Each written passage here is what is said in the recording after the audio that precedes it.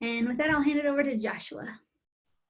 Hey, welcome everybody. Good afternoon, evening, morning, I guess, wherever you may be coming online from. We are absolutely thrilled to have you. We understand that the world has changed quite a bit since we first started this accelerator, since we first started this whole venture of creating a kind of sustainable and thriving maritime community here in Washington State and contributing to what's going on around the world. And thrilled that, and really feel privileged that we have the technology available and the ability to be maybe apart from one another, but not alone. And so I'm really thrilled folks are taking the time. These can be extraordinary times and extraordinary on our schedules as well. So taking the time to be with us this afternoon, really appreciative. My name is Joshua Berger. Day job is I work as Governor Jay Inslee's Maritime Sector Lead here in Washington State and am the board chair of Washington Maritime Blue. We have scheduled this at a time where previously we were attaching this to a full day forum, which we have postponed until a later date. And we're really excited to share a new date with you when we're ready and we understand when we can all get back together and meet in all sorts of different ways to address kind of investment and funding opportunities across the whole blue economy. Today, we are thrilled, though, to showcase these incredible startups and entrepreneurs. A little bit of our agenda. We'll get a welcome statement here from Commissioner Fred Felleman. I'll go through a little bit of kind of our investment thesis and background around the blue economy and why we're doing all of this work, kind of our theory of change, and then turn it over to Elizabeth from WeWorks to introduce each one of our entrepreneurs, incredible founders, and startup companies. You all are on Zoom, so thank you for being here. You'll be muted throughout the program. The chat box is available for you to communicate with one another. There'll be an opportunity after this event to provide some feedback and get access to our entrepreneurs and startups. But we're not going to have a Q&A. I will say that nearly 500 people registered for this event, so facilitating Q&A would be quite challenging. I want to thank in particular our incredible sponsors, the Port of Seattle chief among them, as well as support from the Washington State Department of Commerce and Crowley Maritime Services. This has been an incredible partnership between Washington Maritime Blue, the Port of Seattle, and WeWork Labs with incredible leadership from Commissioner Felleman and Dave McFadden from the Port, and certainly Elizabeth Scallon and the whole team there at WeWorks Labs. We have in our virtual room today folks from all over the world. These are other maritime professionals, entrepreneurs, founders, and investors and funders from the public sector to the private sector, banking, institutional lenders, individual angel investors, and lots of different shapes and sizes of maritime operators and manufacturers and technologists. So we're just thrilled with the diversity that's here in the room. So before I talk much more, let me pass this off and really thank Commissioner Fred Felleman. Commissioner has been an incredible leader throughout this process on the Governor's Maritime Innovation Advisory Council, serving on the board of Washington Maritime Blue, not the least of which his role as Commissioner for the Port of Seattle and as their Vice President of the Commission.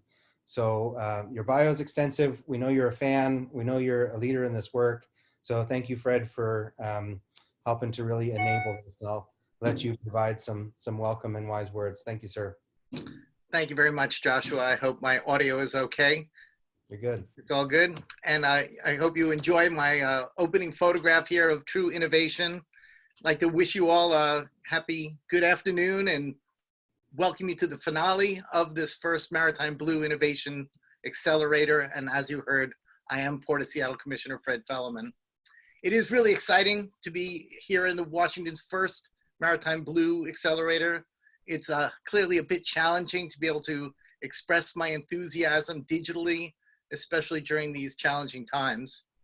And I'd like to also extend my appreciation to Joshua and Dave McFadden, the Department of Commerce, Elizabeth Scallon with the WeWorks Innovation Labs for pulling this off, because it's tremendous exercise both to actually do the accelerator as well as to try to share it in this fashion. Of course, though, it wouldn't be possible without our 11 startups who rose above the competition, and to have this opportunity to work their tails off in just 3 months. You guys have done a great job. So join me in giving a great virtual hand to them all. Thank you. Appreciate that. And they deserve really special recognition for not just advancing their ventures, but really to have to do this in the midst of a global pandemic. It really is above and beyond the call of duty. Now, while these times are heartbreaking for some, they do create opportunities for innovation that will enable us to recover more clever as well as more resilient. Like many of you, I'm excited to have these companies progress and to have this turn maritime issues into take these problems and turn them into opportunities. And it's really thanks to programs like this that startups are able to elevate their quality and profile, drawing on the talents that we have in the Northwest, this untapped wealth of maritime expertise. And but we have this expertise because we have these natural wealth in this area based on our proximity to the Puget Sound, the Pacific Ocean, and the wealth of marine life that's therein, which have drawn people from all over the world and has resulted in great discoveries and innovations. But we also live in this region that really thrives on entrepreneurial spirit and places a high value on marine conservation as well as climate change reduction efforts. And so this really creates the best startup ecosystem on the planet. And I'm really thrilled that you guys can join us on this.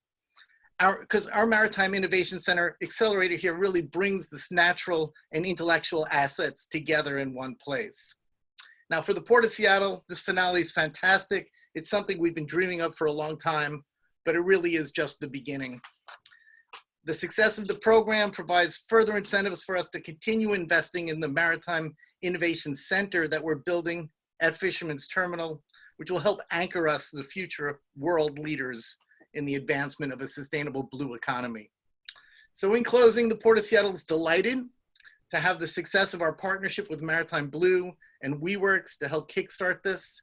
And we're gonna soon finally hear from these folks who have made this all possible, turning great ideas into reality.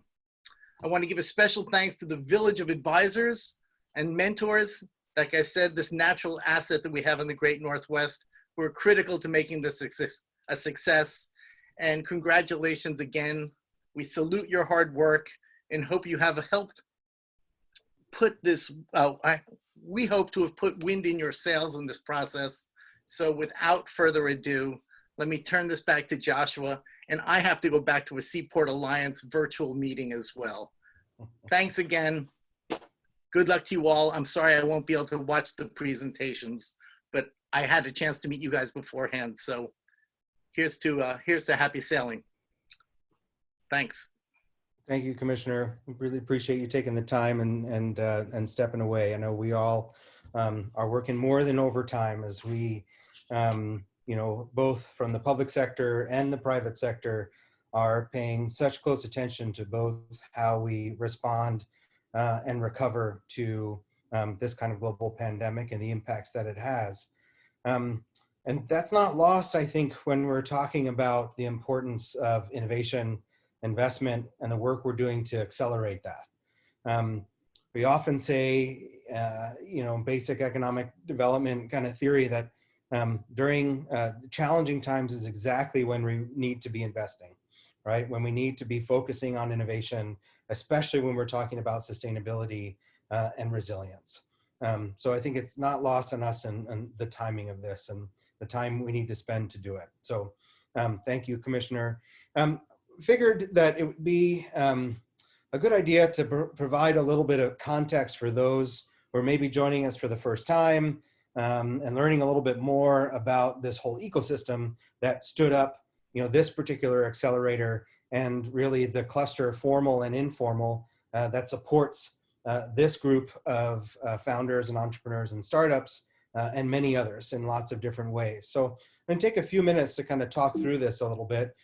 Some of the work that we've been doing here in Washington. Of course, it's all kind of premised on the fact that Washington's maritime sector, as we define it, you'll see it's everything from paddleboards to container ships, is an incredible economic driver for the state here in Washington, as it is around the globe. $37 billion economic driver, with the amount of folks that it employs with really above average living wage jobs.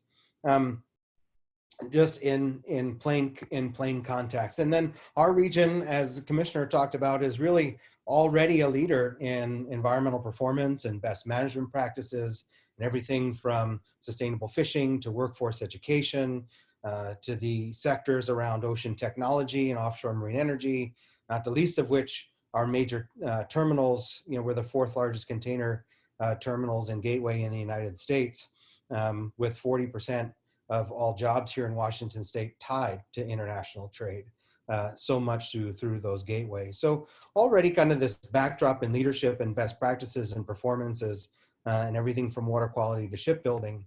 Then grows this notion of the blue economy, defined, differently by many in the academic circles, but really not so much. We chose the kind of World Bank definition here, being the blue economy, really being sustainability in the ocean and maritime space. So much so that the world over is paying quite a bit of attention, and everything from the work of the United Nations, bringing together high-level global leaders, big initiatives happening around the globe. Attached to that, nation states around the world are paying attention in creating plans and new growth for a blue future, clean maritime plans. What does green infrastructure look like? Globally around the world, there's this kind of new focus on sustainability in maritime and the ocean space. The OEDC, Global Economic Think Tank, says, this blue economy, the maritime and ocean space, will double to $3 trillion by 2030. But really, if and only if we're focused on innovation and sustainability, and that's not lost on our industry partners either. With all new coalitions, initiatives, programs, and even in really quite significant proposals to the IMO level coming directly from industry partners, and how we get to zero, how we meet Paris Accord climates, what is the role for industry to create this change beyond just governments and NGOs, and taking a tremendous amount of leadership role in a significant shift we're seeing around the globe, and that's in maritime and transportation only. So not lost on us here in Washington State. Well, years ago, we put together with a governor's level advisory committee to focus on innovation and create our own state strategy for the blue economy. And with this vision that Washington State will be a world-class thriving industry.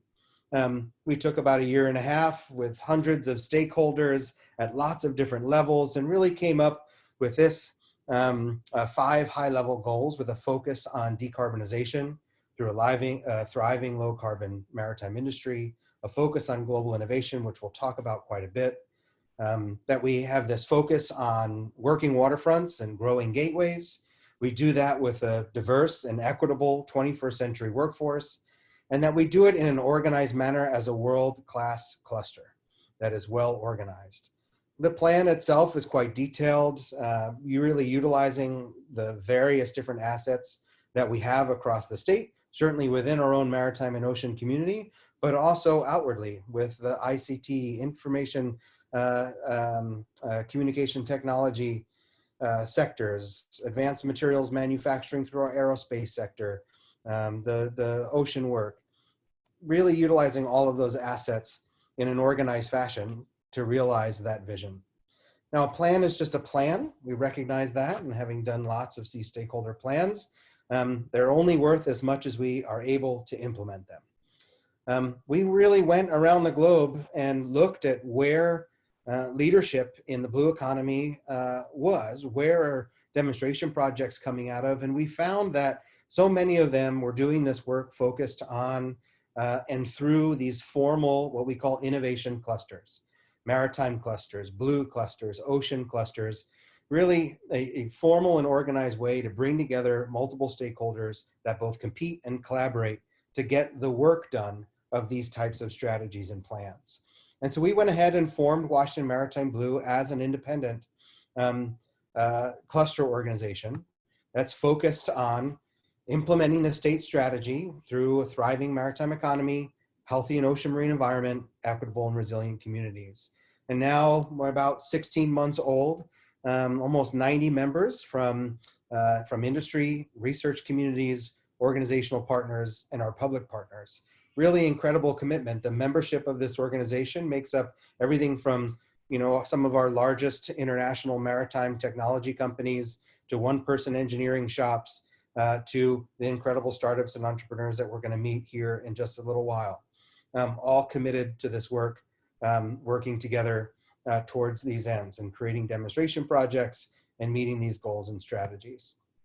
We do that in a number of different ways, which I'll talk about, but the crux of all of it here is that it really is this quadruple helix of industry, the government public sector, research and academic institutions, and our workforce and community partners to get this work done. And we focus in these really primarily 6 areas. Blue Forward is where we put actual demonstration projects to work. The role of the cluster organization to bring members together to successfully complete demonstration projects and get those underway is a primary role of the cluster organization.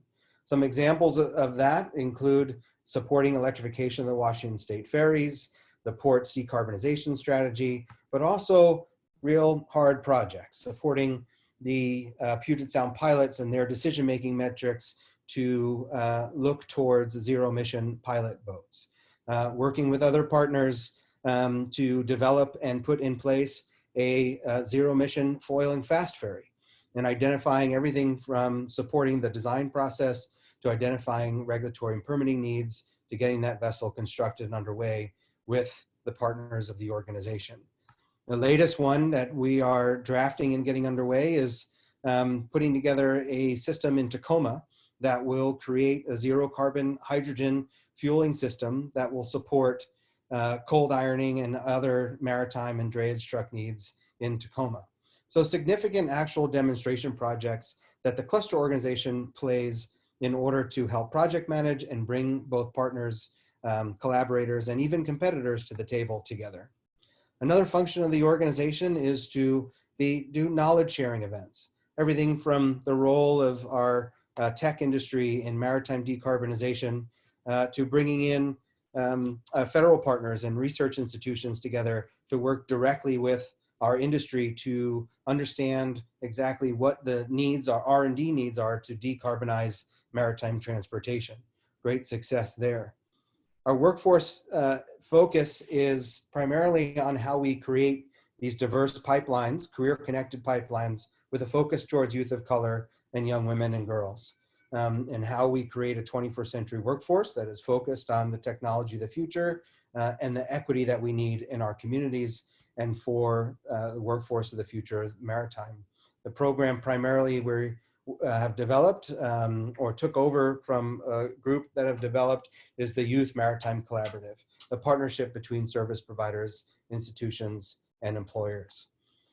Of course, the work of the cluster continues in growing membership and leadership. We've been part of this global conversation, which we'll talk quite a bit about. The crux of today is this focus on the Blue facility and Blue finance. How are we supporting entrepreneurship and innovation directly and in a focused manner? And that is through a number of different ways. We started with a capital landscape study, trying to understand exactly what type of capital is appropriate in different parts of the Blue economy. We had a number of different learnings there. One is that we need to showcase and make aware the incredible wide range of opportunities in the Blue economy. And that there are great opportunities as we start to think about how we invest and fund these type of programs in new ways. What we also know is that this Blue economy is growing fast. There is increased global market in all the different sectors of the Blue economy. This is just one way to slice it here. We know that the enabling technology is converging and crossing over from various different sectors. We know much of this is being driven through both global regulation at the UN level and regional, as well as consumer demand in how we transport, how we grow, how we fix across the ocean space and understand it. At the same time, technology costs are reducing. And so the capabilities and possibilities that we didn't have 2 years ago, let's say around hybridization and battery technology, we have now, which brings the ROI and can drive more investment faster. And that it's being done in this new cooperative approach through these cluster organizations and other ocean enterprises. We also know it's going to take all sorts of different types of capital and playing together in all sorts of new ways. How do we buy down risk for new technology? How do we combine different types, the various different kind of shades and flavors of private equity and debt financing from impact to VC? And how do we do that with all new metrics for impact? Because impact investors are starting to get more and more involved in this space, along with the work they've done to develop the clean technology and clean energy space over the last number of years.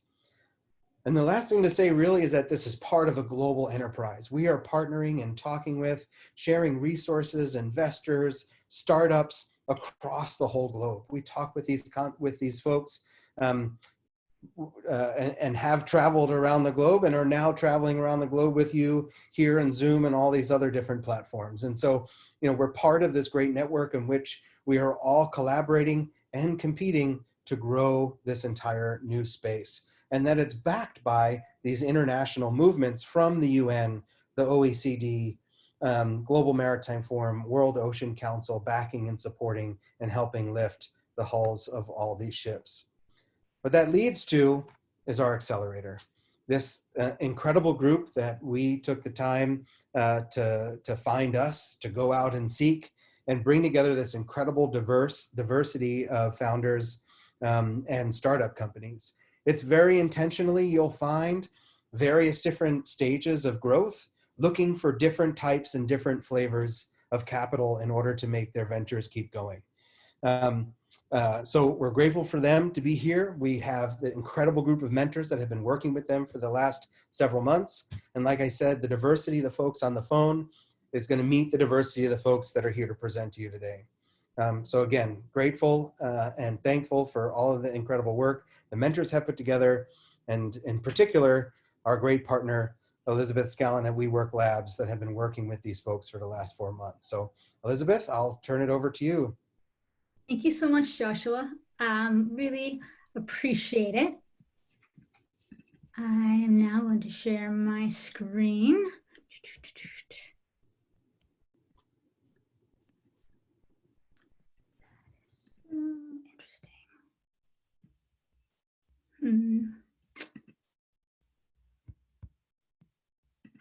There we go.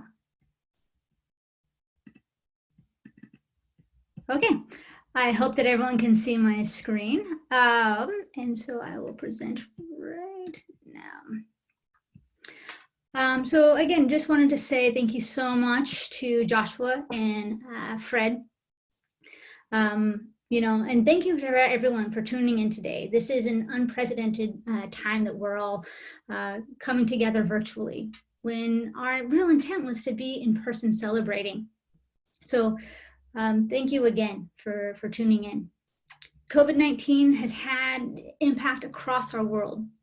So first, I just want to say thank you to the heroic effort of our community that's doing their part, both on the front lines of the disease, as well as those that are staying at home. So just, again, thank you, everybody.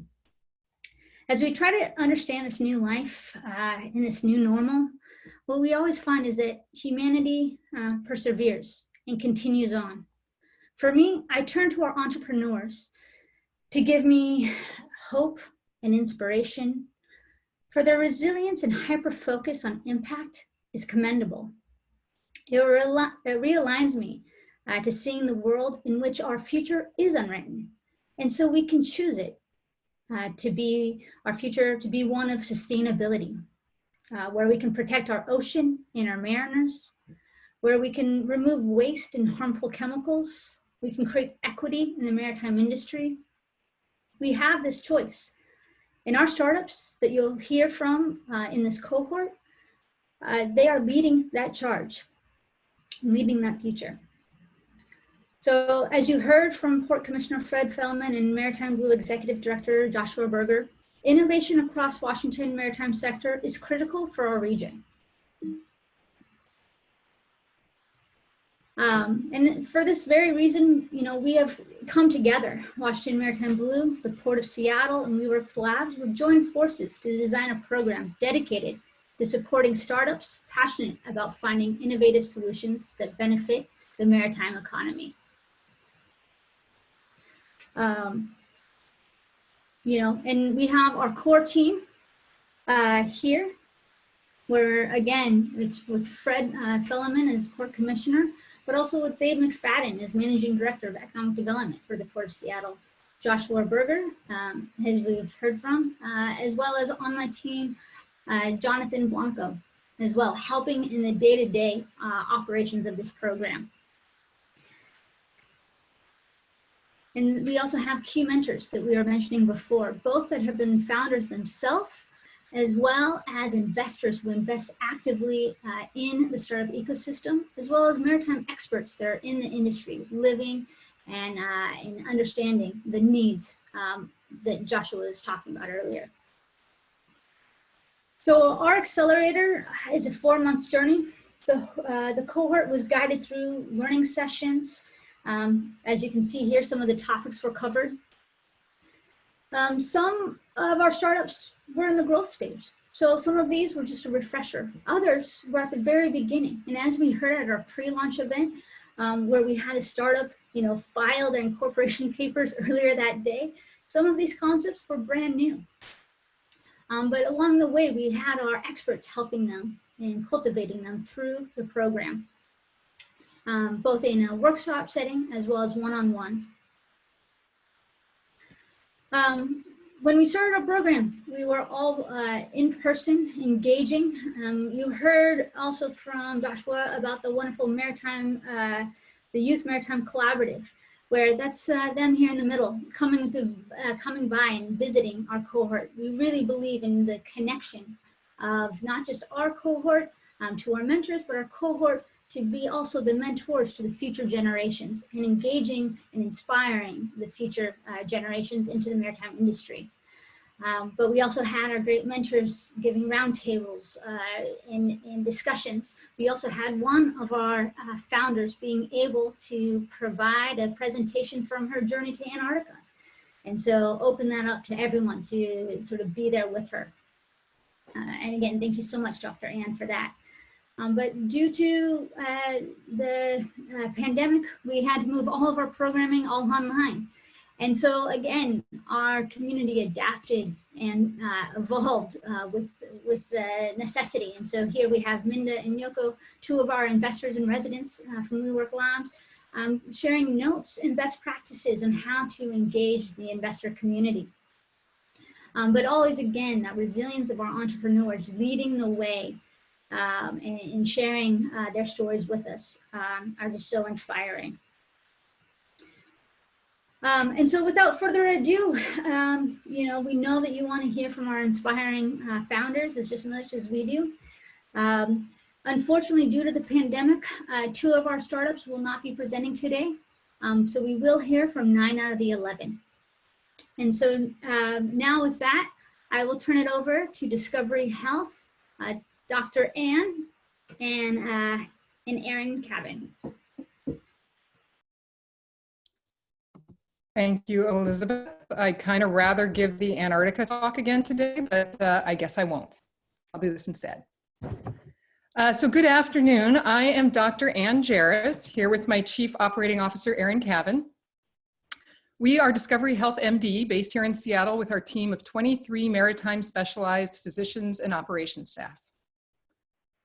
This is going to be a story of how people have come together in a crisis to solve monumental, unprecedented challenges, and how through our networks and our hard work, we have been able to keep mariners working, keep the economy going, and keep industry moving while striving to keep people healthy and safe.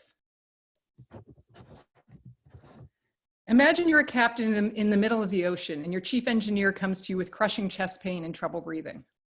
What are you going to do? At that time, you need direct and immediate access to a physician who knows where you are, what resources you have, and how to get you to the right medical care as quickly as possible. You don't have time for a call center operator or a doctor that doesn't understand how things work at sea.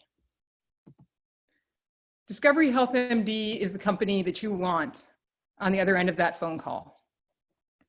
We understand not only how to manage events like this, but more importantly, how to prevent them, so you never have to make that phone call in the first place. Our services save vessel owners time and money and save mariners' careers and lives. Our vision came to life in 2016 when my late husband, Dr. Ray Jarris, and I took our decades of experience in emergency, occupational, maritime, and remote medicine and started Discovery Health MD to change the way healthcare is delivered at sea. We believe that by proactively managing health and risk and integrating data across a mariner's career, we could drive down costs while improving lives. Sadly, Ray passed away in 2018, but he was able to see from our early success that we were going to be able to execute on his vision and honor his legacy. Our services come in 3 flavors. Preparation, designed to screen for a healthy crew and help a ship prepare for any emergency. Event management, to provide expert medical guidance at the first sign of illness or injury. And post-event management, to help mariners navigate their way through the often confusing healthcare system and return to work. But our real value comes when all these services are integrated and information can be used to prevent injury and illness in the first place. Our secret sauce is our team. We are the only maritime medical advisory service with all US-based board-certified emergency medicine physicians who have deep maritime industry experience with an unmatched passion for serving our clients. As trauma experts with extensive experience in logistics, we have developed a culture of immediate responsiveness from highly trained specialists. We have grown rapidly over the past 3 years. We started with 2 local clients in 2017 and have added new clients across new segments in 2018 and 2019. We now have vessels all over the world and clients across the country. We even took on our first foreign flagged vessels last year and continue to grow. We are very proud to say that we added Keystone Shipping Company as our most recent client last week. We have a robust growth strategy in place and are working our sales funnel aggressively. The COVID crisis has changed everything about how our world works, and we are here to meet that challenge. Fortunately, we are a company built on crisis management. We are designed to take care of people when they cut their hands off in the middle of the ocean, have heart attacks in the Bering Sea, or develop appendicitis off the coast of Tanzania. We are always anticipating the next problem and developing contingency plans. When the pandemic hit, we went into action. Our physician and operations team flawlessly continued their work, freeing up Aaron and I to respond to the crisis. Whereas other companies are trying to just survive right now, we are thriving. We ended up in the center of a perfect storm. When the impending COVID-19 crisis was beginning to become apparent in January, there was a sudden and desperate need for someone who understood healthcare and the maritime environment, who had a broad network of industry stakeholders to connect with, and who happened to be in the middle of the COVID-19 epicenter with access to the nation's medical and public health leaders. In late January, we started working with our industry partners to develop strategies to respond to the pandemic. Over the past 2 months, Discovery Health MD has become a nation's leader in COVID-19 response for the entire commercial maritime industry. One of our main contributions so far, besides trying to be a calm voice of reason, has been the creation of guidelines to help owners and operators prepare their vessels and crews in order to prevent an infection. In late March, this all blew up. While we were still managing ships around the world, Alaska did something that could have threatened their $50 billion economy. To try to stop the spread of coronavirus, the state of Alaska issued a health mandate requiring a mandatory 2-week quarantine for anyone arriving from out of state. If critical infrastructure industries like oil transportation and fishing wanted to keep working in Alaska, They needed to submit a plan outlining how they would comply with the quarantine while still allowing people to work. This mandate was posted on March 23rd, and a response plan was due by March 24th. This was the official State of Alaska website. To give companies guidance on how they could respond, the state posted 3 documents for reference.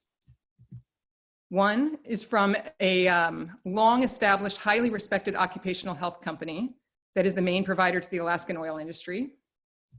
The other 2 documents are ours. Our website went crazy. We had posted our guidelines and other information on our site, and we went from 0 to 645 new visitors on March 24th, the day the plan was due. In the past 2 weeks, we have added over 1,000 new users to our site and our newsletter. Suddenly, we were the COVID-19 experts. Through our Maritime Blue connections, American Waterways Operators, the national industry for tugs and barges, had posted our guidelines on their website as a reference. And National Fisherman Magazine scheduled a webinar for late April with us. With this exposure, it is safe to say we no longer have a marketing or a brand recognition problem. But while I was front and center working with industry, Aaron, poor Aaron, was in the background making all of this happen. Anne says, poor Aaron, but this really is what I do. I have the privilege of operationalizing Anne's crazy entrepreneurial ideas. In 72 hours, we were able to build, deploy, and monetize an online solution to manage screening and quarantine requirements that can also be continuously updated with any new information. As Anne continues to work with the industry creating content, I work with our team and network to maintain that tool so that we can help companies comply with the Alaska state mandate. That said, it hasn't been easy, and we've both been stretched. Through the accelerator, we've been working with Ben Belay, one of the WeWork Maritime Blue mentors, on stabilizing our tech platform. His support has been invaluable. In fact, at 8 p.m. on a Sunday night, while I was designing the new COVID-19 tool, I hit a roadblock that I could not fix. Remembering his mantra that having a new product or a new solution is a happy problem, I reached out to him and he spent an hour that night working me through the issue. As a result, our clients didn't miss a beat. This is what networking looks like, and this is what Maritime Blue was designed to do. So how are we saving the economy while trying to keep people safe? By having the support we need through this process and access to a tremendous network, we have ended up working closely with stakeholders in all industries to try and make sure they can continue to function, that mariners will be able to work, that families and local communities will still have money coming in while staying healthy and free from disease, and that we will all be able to enjoy our Copper River salmon this year. This couldn't have happened without the support of WeWork Labs, Maritime Blue, and the amazing work of the University of Washington, Governor Inslee, and the Washington Public Health agencies. Our community and the maritime industry have responded to the COVID-19 crisis admirably. But eventually, one day, this crisis will end, and we will be back to business as usual.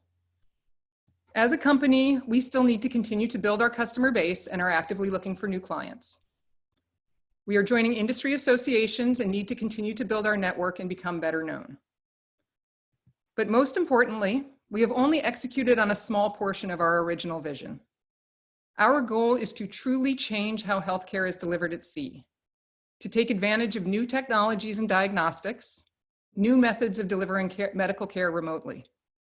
For our next stage of growth, we are looking for partners to help us reinvent how we manage the health and safety of those who serve at sea, and to help us scale and bring our level of service and quality to a greater part of the commercial maritime industry.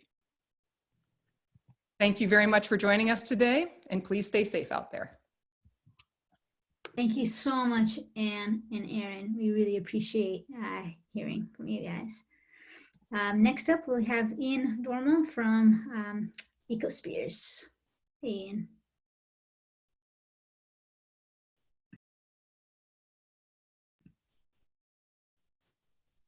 Can't hear you yet, Ian. Can you hear me? Yes, now I can hear you. All right, all right. And it looks like we're seeing your slides rather than in presenter mode. Slides with notes, I should say. Perfect. Got it. All right. Thank you. Well, hello, Washington Maritime Blue and Port of Seattle. We Work Labs, Accelerator, Network and Friends. Hi, my name is Ian Dormal, co-founder, executive vice president of EcoSpheres. At EcoSpheres, we are an early stage clean technology company with roots stemming from NASA. We've obtained the exclusive license for green NASA remediation technologies that can clean toxins from the environment. So far, we've obtained 12 treatability studies, and we are laser-like focused on converting those studies to pilot projects here in 2020. So what major problem are we solving? 94% of America's waterways are contaminated. They are contaminated with cancer-causing toxins, including PCBs and other persistent organic pollutants, like polychlorinated biphenyls and dioxins. The PCBs were used in every industrialized nation because of their wide applications and heat-resistant properties. Not only are PCBs a major problem in the United States, but they are a truly global problem as well. Over 200 countries have signed the Stockholm Agreement, a treaty promising to eliminate PCB stockpiles by 2030. Unfortunately, the world is far behind the goal that was set. And why is that, right? Well, it's because current remediation methods are severely outdated and they're costly. They're not only destructive to the environment, but also to our clients' pocketbooks. You have dig and haul. It's basically moving contamination from one neighborhood to the next neighborhood. Then you have incineration. It's very costly, emits an incredible amount of CO2 into the atmosphere, very destructive to the natural habitats, and as well as capping, a band-aid solution that does not eliminate the problem. So we deal with PCB and dioxin remediation. It's an enormous overlooked market where $6 billion is spent annually. That's really our starting point. What we see us as really as a technology developer, that we will enter new markets and treat other contaminants of concerns, mostly in that persistent organic pollutant suite, and eventually things like PFAS and PFOAs. So our company, we developed, have NASA developed technology to eliminate PCBs and dioxins. We have three technologies really, Spheres to clean sediment, ADS to clean soil or dewatered sediment, and UVAOP to clean groundwater technology. So on the left-hand side, there's Spheres for contaminated sediment. It's a scalable mat solution liner that gets down pressed into the sediment layer. And it's a series of plastic spikes with a reagent within inside it. And these spikes absorb toxins like a sponge. So it's a passive diffusion system. It absorbs these contaminants that are hydrophobic in nature and want to get out of the sediment layer, want to get out of the pore water into a great organic material. Once we achieve remedial goals with our scalable mat liner, we're able to remove it safely and repurpose the plastic as well as the reagent. In the middle there is UVA AOP for contaminated groundwater. It's a continuous batch process using a ultraviolet light anti-fouling lens technology. It's a scalable and modular system where we're able to destroy and degrade PCBs as well as other contaminants of concern. On the right there is ADS for contaminated soil. We really use the same reagent and science, and we pivoted over to dry soil as well as dewatered sediment. This is very important because we're also dealing with a lot of port clients that have issues with contaminated sediment. That what do you do with it after you've tested it and it's too high, right? You have to either rail it or ship it to an incinerator. Our solution, it allows us to clean that sediment on a barge, and then once it's cleaned, deemed cleaned, we can put it back into the waterway where it belongs. So our true value proposition for our clients, our solutions are protective of human health and the environment.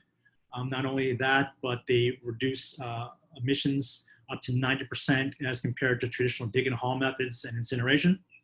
They use virtually no water. And mostly it's protective of the environment, so it's methods that are not destructive to the aquatic system as well as to land.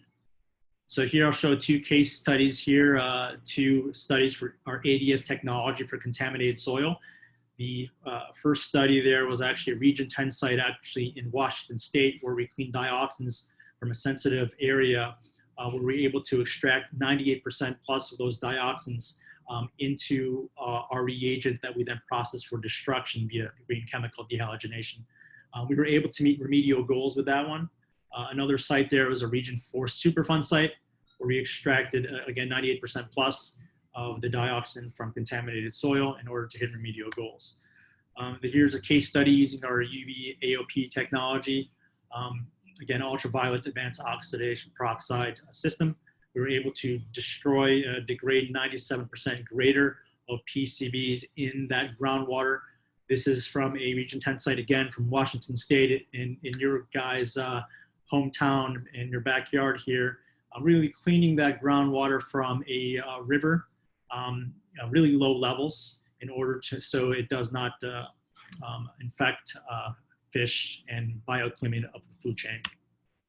So as Ecospheres, we do follow a standard industry business model. Project start as a treatability study, and that's $50,000 to $75,000. Once we prove the efficacy of our technology in lab scale, we then move on to a pilot demonstration on site.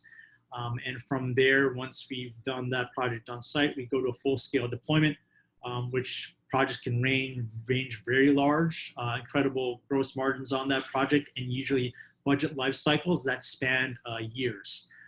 Despite what's going on in the world today, it's certainly crazy what's going on with COVID-19. Fortunately for Ecospheres as a business, as well as a startup, remediation work still must get done. So we're happy the fact that projects will still continue on, and it'll allow us really lifeblood in terms of sales and revenue. This is our management team. My two co-founders are former NASA Kennedy Space Center guys.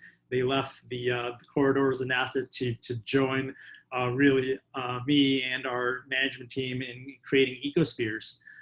It's really changed the world. We're also blessed too to have really good advisors at Kirinaga Partners that led our $2.3 million seed round in 2018, as well as leading our open safe round, $1.5 million safe round, with 50% of that already committed.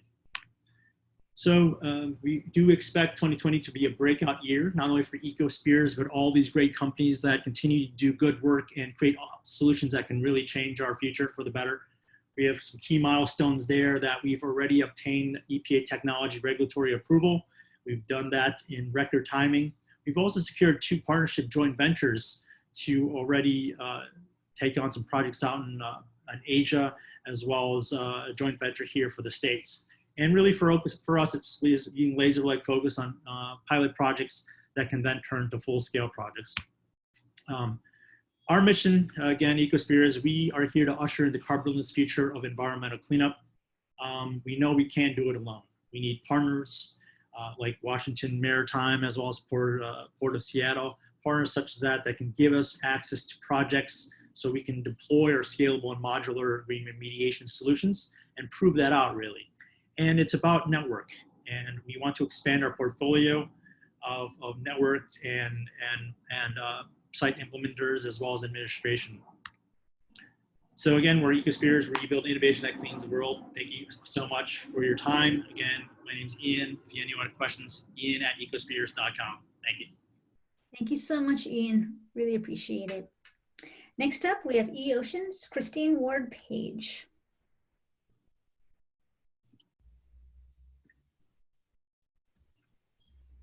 I'm coming. Perfect, I can see your screen. Great, you can see me, hear me? And I can hear you, you're great. Thank you so much. Thanks. Ocean assets are valued at $24 trillion and provide essential products and services to 3 billion people. The associated blue economy is one of the fastest growing in the world.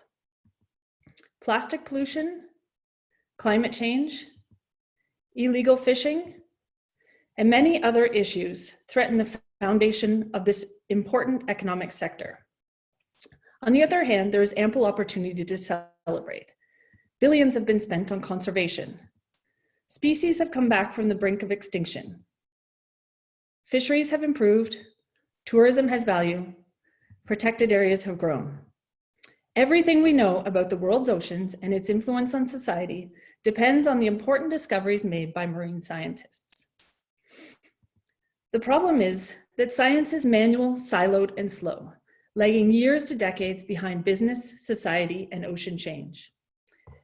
We're still writing everything down. We have a pencil and a paper, and we're writing down latitude, longitude, date, time, and our observations. And then we're re-entering them into a spreadsheet and analyzing individual spreadsheets, essentially. And it's like we're kind of using a manual credit card machine in a digital world. Some are speeding things up marginally and making things more accessible by crowdsourcing observations and data, using phone hotlines, email, or researcher-specific mobile apps. For example, people love manta rays. Tourists spend more than $140 million a year to see them in just 10 communities. So alarms rang when they started to disappear, and I was recruited to lead an investigation. By crowdsourcing observations from ocean explorers around the world, I revealed that although only 2 countries reported catching manta rays, they were caught and marketed around the world. And this discrepancy got them onto the endangered species list. But even this was still manual. 8 months, 1 observation at a time, 500,000 records, 90 regions of the world. And the data were only used for this specific purpose. It's a crazy waste of time and resources. By my estimates, that $5.7 billion of research time is wasted doing these manual methods. And this doesn't include the costs of mismanagement, misdiscoveries, miscommunication, or delayed action. Oops. eOceans is fixing this by reinventing the way that ocean science is done, making it real-time and accessible to all. Our mobile app is built for both scientists and citizen scientists, as well as teams, to log and track the issues that matter to them. You can think of it kind of like Strava for athletes, where you log your activity, so that's effort, Waze for drivers, where you're logging your observations, and QuickBooks for teams, where my expertise in data collection, analysis, and processing is embedded in the back end so teams can have real-time insights on things that are happening in their oceans. How does it work? You download the app from either Google Play or App Store. You explore, and you can use one of 2 options. One is the check-in option, where you just do it's a stationary point count. So you're surveying the scene, and while you're out at sea or at the beach, you can just take a picture and you report what you're seeing, or you can do auto track. So when you start in one location, and if you're sailing or taking a ferry or walking a beach, you start it and stop it. And for scientists, it's the same, but for a transect. And then afterwards, you can generate a report. So instead of re-entering all your data, you just generate a report, and now you have all of your data standardized across teams around the world, everyone having the same data. And then the next step is to create teams. You can create teams, whether you're in government or industry or not-for-profit or community, you create teams around certain subjects like monitoring a marine protected area or an endangered species or cleanup efforts. And you can join a team. You can join hundreds of teams. So if you join teams, when you log data, whether it's turtles, you can share turtle observations with one researcher, or you can share turtle observations with turtle researchers around the world seamlessly.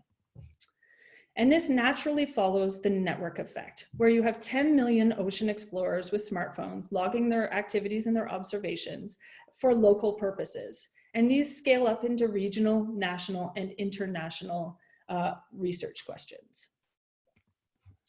Our business model is a software as a service, so it's free to use the app and to put data in. So like I said earlier, you can share your observations with turtle researchers or whale researchers around the world. And our B2C is monthly subscriptions depending on the format of how you want your data to look, or what the purpose is that you're using the data for. And B2B is enterprise for teams, where it's monthly subscriptions again, and you decide on whether you want to have a private or a public team, what area you want to cover. Is it only a small area or a large area? And what type of analytics, if you want just summary analytics or advanced analytics. We can help you with that. Our team consists of Tone, is our advisor. He's the CEO of the Next Phase. We're a resident company at Volta Labs in Halifax, Nova Scotia, which is an incubator. And of course, we're part of the cohort, we're a cohort company in Washington Maritime Blue, which has been an amazing experience. And I'm Christine Ward-Page, the PhD founder and CEO of eOceans. And I have 20 years experience leading regional and global work around the world, working for academia, for government, for industry, and for community groups. And I mentioned eManta earlier. That's just one example of a project that I've led before. This is a map of all the data that I've collected and published with around the world. And you can see that not only is it just single data points, but there's lots of data points that have just been jittered, so you can actually see them at this distance. And people have been asking for a mobile app, and governments, NGOs, and academics have been asking me to help them lead projects, but of course, manually, I can only do 1 or 2 projects at a time. So eOceans helps scale my expertise and brings it to communities large and small around the world. So for our ask, we're asking you, even if you're self-isolating in a living room somewhere in the world, to, or if you live along the ocean, or if you have access to the ocean, whether it's on a boat or a beach, to download the app and try it out. Give us feedback on it. We're in the early stages, and so getting feedback on what you're seeing and how it's working for you is really important. But also, we've started the first global project, or the first global team using eOceans platform, which is Our Ocean in COVID-19, and it's a 2-year project. And so even if you see an empty beach today, what does that look like next week? What does that look like next month, next year? And so we're going to be tracking the socioeconomic, cultural, ecological aspects of the oceans around coastlines and across the oceans around the world. And secondly, if you are working for or you know somebody who's working for government, academia, industry, who needs real-time collaborative data and research and insights, we'd love for you to get in contact with me so that I can talk about how we can help you out with that. Whether, especially for marine protected area monitoring, that's something that's coming up, is very important through the Sustainable Development Goals.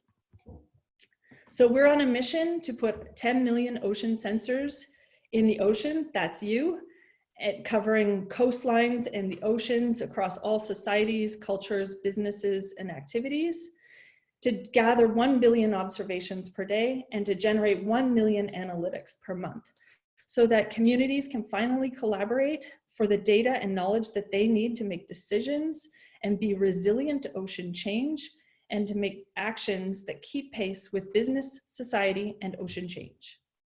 For the oceans, for us. Thank you.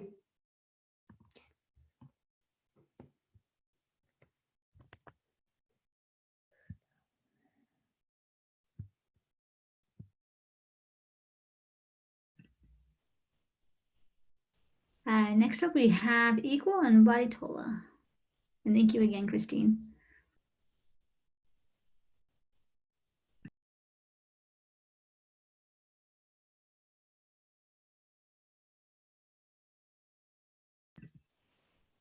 Hey, and I think you're muted.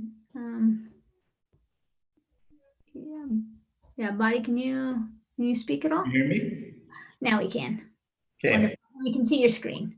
So if you want to put it on present mode.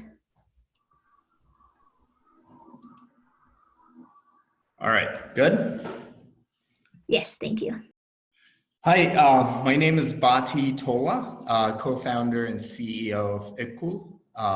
Equal is a digital platform that directly connects shippers and truck owner operators by automating the end-to-end process. This is specifically in the port drayage industry. The port drayage industry is extremely old and fragmented and inefficient, which is lacking trust and visibility. Some of the data we have collected, for example, there's $1.2 billion that's in wasted time at the ports because of the fragmentation. And also, as you can see, 10% of the top 10 companies have 8% market share. And this fragmentation has created unfavorable, unlivable wage for truck owner operators. And this is just specifically in the Los Angeles market. There were over 1,000 lawsuits since 2010. We are not a digital brokerage. We're completely different. We directly lease the owner operators with us to work directly with the shippers. The drayage market is about $50 billion in the United States. That's going to give you an idea of how big that market is. And also it goes hand in hand with the trucking industry, which is the larger market, as you can see, is about $800 billion just in the United States. Today, how transaction and business is conducted on the left side, there is a lot of paper, a lot of phone calls and emails and contact forms. And what we're trying to do in this space is introducing our platform, which instantly connects the truck owner operators with shippers. And also we're eliminating the middleman, which would be a digital freight brokerage. And we provide the real-time tracking through the mobile app from the truck drivers, and also customers can track their shipments from their dashboard. As you can see, the platform facilitates for a fair and fast pay. It provides real-time automated coordination and visibility. And one of the main pain points for shippers is the accessorial charges in relation to congestion and wait times, and not having any data to support those charges. And also, we intend to optimize the data we're gathering through our platform. Some of the value propositions for truck owner operators is more work, and the approach is mobile first, no paperwork. And our business model, I'll talk about it later.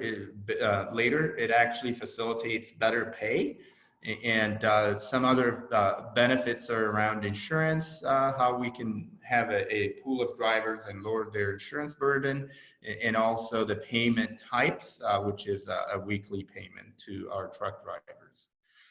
For shippers, it's reliable capacity, something they don't have today, real-time visibility from the ports to the warehouse, and also gives them flexibility to scale.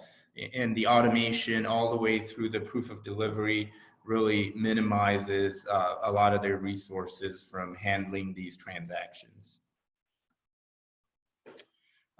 Just how the port drayage works, really a customer books a shipment on our platform. We check on the arrival of the port. Once a container is available, we facilitate the matching with drivers through our mobile app. And once the shipment is completed, the customer gets notification that their transaction is complete.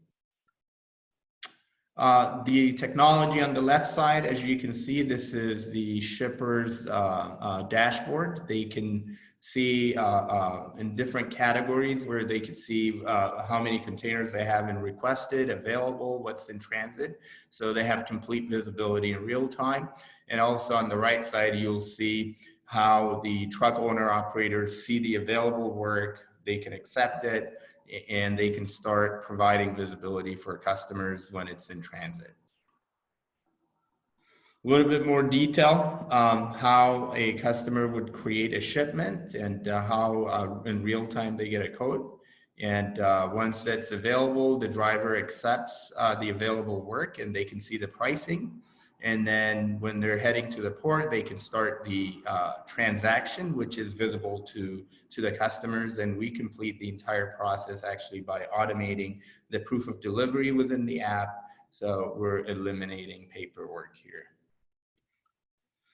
On the left side, you see this is really the model where the truck owner operators earn 20 to 40% of the entire transaction because of the brokerage, the digital, whether other brokers participating in the transaction, and these truck owner operators are hired to the carrier, and the carrier keeps 20 to 40%. On the right side, as you can see on our platform, truck owner operators can earn up to 70 to 80% of the transaction. The scalability of our business model, which is a digital platform, and the automation would help us to scale fast. And also the better pay insurance pool and other benefits. I'll talk about this. We already have over 200 owner operators that are signed up on our platform. And the easy to use technology when it comes to not just moving the containers, but also seeing through the entire payment process as well. One thing that's really unique about us from digital freight brokerage is we have a dedicated fleet of owner operators, which is they can only drive through our DOT license and insurance. The competitive landscape to the left, it's really a lot of the legacy companies. Really the closest competitors we have are Next Trucking and Dray Alliance. And geographically, they're located in Los Angeles. And a little bit of differentiation between us and them is the automation we've done in the directly connecting the truck drivers with shippers. In fact, they're moving more so as a digital freight brokerage now. Geography, we're actually the only one technology-based trucking company in the Seattle, Tacoma market. So that actually gives us a competitive advantage. We have over 180 drivers signed up on our platform, vetted and active today. And just to give you an idea, this capacity can move over 500 containers per day. So we have built up quite a bit of capacity, and this driver capacity could actually be scaled when we're the customer acquisition and the demand for shippers grows on our platform. Today we have customers. We're shipping with Tote Maritime, C.H. Robinson, and Trans Group. Tote operates 2 ships twice a week between the lower 48 and Alaska. They do about 700 containers a week. C.H. Robinson is one of the largest freight forwarders in the country, and they're involved with over 1 million containers through import and export between U.S. and the rest of the world. Transocean Group is a Seattle-based company. They do about over 100,000 containers per year, and we have started shipping with them. We're impacted with the pandemic. Our customer pipeline is robust, but we had to reschedule a lot of our meetings with these customers. But once things get better, we're confident we'll be onboarding a lot of these shippers that are in our pipeline. Our team, we have over 20 plus years experience within supply chain. And also, as you can see, our advisors have been really, really helpful. They have founded companies and managed their large Fortune 500 companies' supply chain. So they've been great partners for us. So what we're looking for is really, one is looking for shippers that can partner with us and move, so we can move their containers for them. And also industry stakeholders to partner with us to solve some of the pain points we see in the port drayage industry. And also we would like to expand and build out our technology further to automate the entire process of the transaction. So that's where we are. And thank you for this opportunity. I really appreciate it. And this has been really helpful for us. And thank you so much. Really appreciate it. Next up, we have Neptune with Nick Mendoza.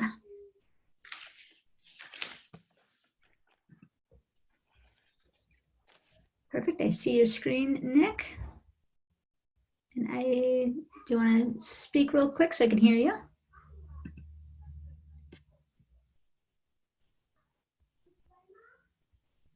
Still can't hear you. You may need to unshare your screen and then turn on your microphone and then reshare your screen.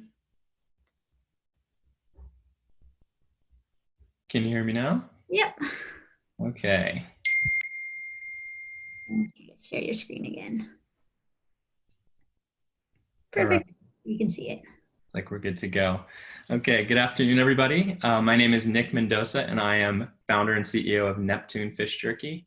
And I come from a long line of food producers and actually partly grew up on a cattle ranch in New Mexico.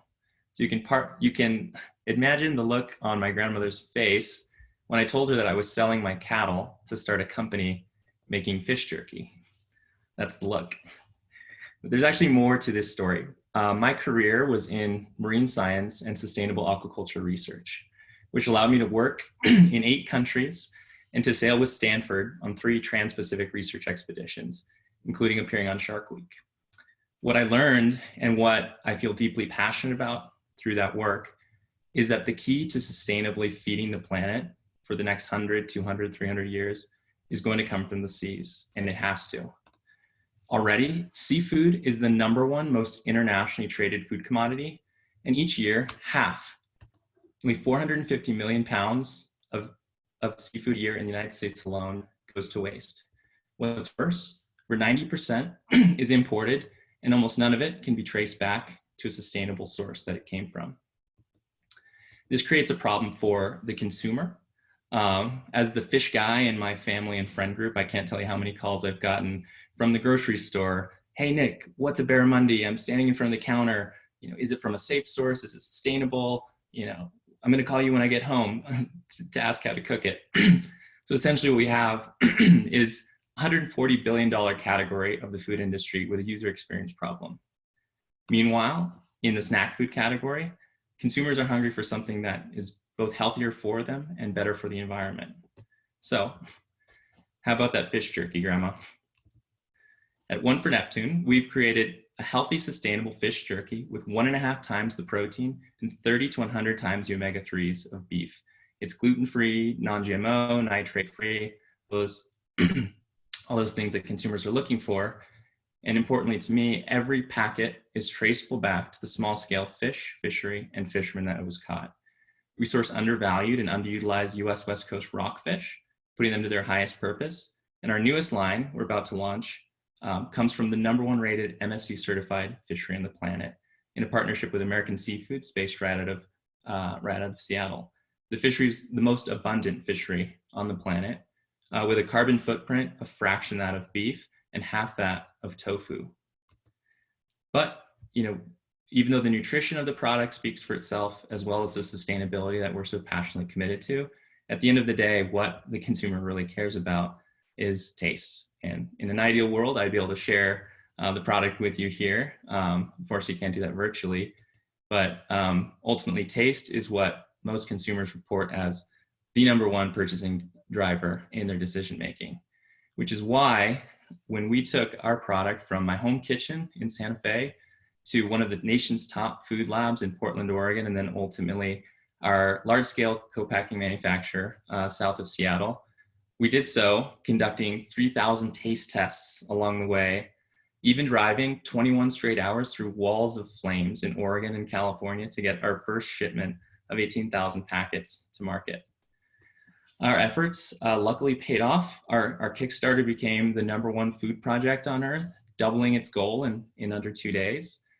And at our first food show ever, we were picked by the #1 rated chef in the world as his top choice from over 200,000 products at the show.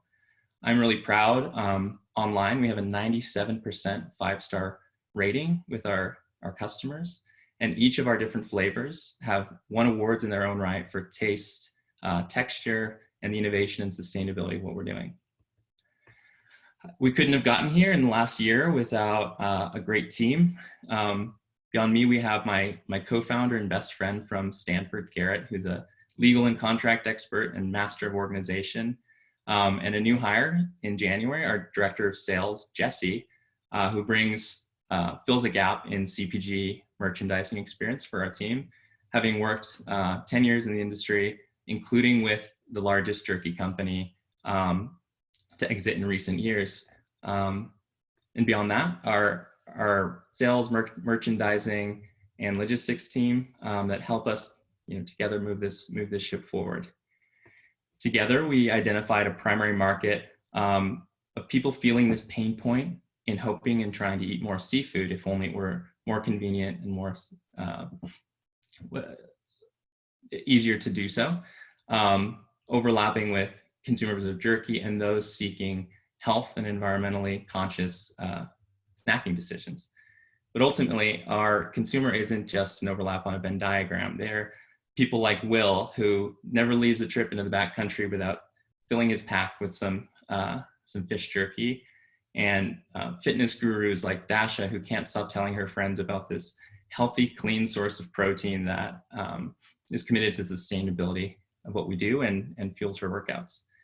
It's even moms like Autumn and Selena here, who were as shocked as we were to learn that their toddlers were voracious eaters of our jerky. And they're both some of our best subscribers to the product. Although we built most of the business and our sales online in the past year, we aggressively tested in a test bed of the San Francisco Bay Area in about 40 retail stores to better understand what channels, what merchandising strategies, what departments, and what price point our product is going to succeed on the market with. And what we've determined ultimately is that going through the seafood buyers and putting the product into that channel is going to lead to the growth that we hope to see in the next year, and at a price point that is competitive with both beef jerky and any other products on the market. So what that brings us to is where we are today. We launched with 3 SKUs, just brought a 4th to market actually, and have produced over 55,000 packets in the last year or so. As I mentioned, most of our growth was in e-commerce, but the real next phase and next evolution of our company is to scale in the retail landscape and bring this product to stores and to consumers in other channels, which is helped by a $150,000 non-dilutive grant for retail merchandising that we just earned a few weeks ago. So we're in the process of raising a seed round to support that and our national scaling into greater distribution, and looking for anyone interested in joining as partners, joining the mission and being a part of what we hope to build, which is a healthy, sustainable, and delicious future for you, me, and the sea. Here's my contact information, and I would love to connect with anybody after the presentations. Thank you. Thank you, Nick. I think I can speak for all of us that now we're all a little bit hungry and wish that we all had some in front of us. Congratulations and good job. Next up is Nicole Baker with Net Your Problem. Okay, you should hear me and see me. Yes, I can hear you and see you. And I can see your presentation. Great. All right, good afternoon, everyone. My name is Nicole Baker. I am the founder of Net Your Problem, which is a business that I started to recycle fishing gear. I used to be a fisheries observer, which is the scientists that go on board commercial fishing vessels, collect data about what the fishermen are catching, where they're catching it, how old the fish are. That's a job that I did from 2010 until 2015. And while I was on breaks from trips out at sea and walking around the town, I would see these beautiful mountains covered in white snow, but I would also see these ugly mountains of nets lying around. And when I returned back to Alaska as a fishing gear recycler and was connecting with some of my old friends, the crews and captains of fishing vessels, I learned that the reason that these nets were sitting around everywhere is because there just isn't a really good waste management system. The choices were basically to take your net to the landfill or to keep it in a private storage yard. What I also learned was that this was not a problem that was unique to any particular port. But I will introduce you to the Port of Dutch Harbor briefly because it's where a lot of fish gets caught and it's where the biggest opportunity is if you're a fishing gear recycler. So Dutch Harbor has been the leader in ports in the US for fish landings for the past 22 years in a row, and they are 200 million pounds ahead of their second place finisher, which is the port of Empire Venice in Louisiana. So a lot of fishing activity is happening in the port of Dutch Harbor. Here's a picture of that port. In the red circle, you have a shoreside processing facility. In the what's highlighted by the green line is the dock where the vessels that catch and process fish at sea will come to offload their cardboard boxes that are full of fillets. And then all of that product gets trucked over to where that crane is in the green circle, gets loaded into shipping containers and exported to markets all around the world. What is really interesting about this port is that all of these things are pretty close together. So if you were interested in gathering up a lot of nets, it would be pretty easy to do so. You don't have to drive hundreds of miles in between the places. Why is there a lack of waste management alternatives? Well, part of the reason is just because of the location. So that red point is marking where the port of Dutch Harbor is. If anybody has ever seen the show Deadliest Catch, that's where those crab fishing vessels are based out of. So you see it's just sitting there in the middle of the Aleutian Islands in the Bering Sea, and it's very remote, which makes shipping anything in or out expensive, and then there's complicated logistics associated with shipping. But just because there aren't any good waste management alternatives doesn't mean that we shouldn't work on prioritizing the development of some. Because nets are really large, they take up a lot of room, and room is not something that we have on islands or in remote communities. And here is an example of that in Kodiak, one of the places that we're offering recycling services. They paid $32 million in 2009 to expand their landfill for only 40 years. That's a lot of money that they paid to not really solve the problem, because within my professional career, we're going to be readdressing this issue as the landfill once again reaches capacity. When we're considering waste management alternatives, we want to make sure that we're operating as low on this preferred disposal hierarchy as we can. And that's what Net Your Problem does. We operate in the green by engaging with artists and recycling companies to get rid of end-of-life gear. The other alternatives that I mentioned, like storage yards, would be do nothing at the top of the pyramid, and landfill is more in the middle, but those are both in red and yellow, which are considered the least favored ways of disposing of waste. When we operate in the red and the yellow parts of the pyramid, we're also wasting resources. So I'd like to share with you what using 1 ton of recycled plastic can save over the alternative of using 1 ton of virgin plastic. We can save space, the equivalent of 2 dump truck loads. We can save electricity, the equivalent of powering a house for 7 months. We can save oil, the equivalent of how much you would put in your gas tank 18 times.